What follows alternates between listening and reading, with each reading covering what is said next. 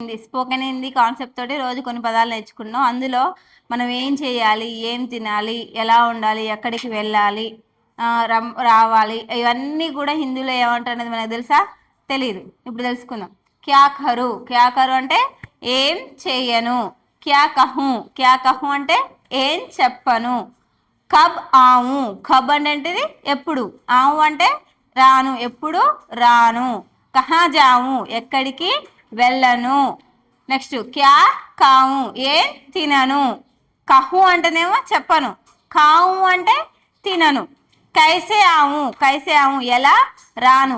ఇలాంటివి ఏం చేయను, ఏం చెప్పను, ఎప్పుడు రాను, ఎక్కడికి వెళ్ళను, ఏం తినను, ఎలా రాను, ఇలాంటివన్నిటిని హిందీలో ఏమంటారు?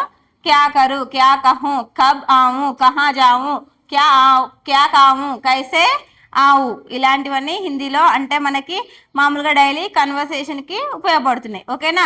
Is this simple are not? So okay, మనకి హిందీ సింపుల్గా మాట్లాడడం వస్తుంది కదా.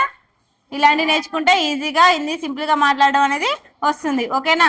ఇంకా నెక్స్ట్ క్లాస్లో తెలుసుకుందాం.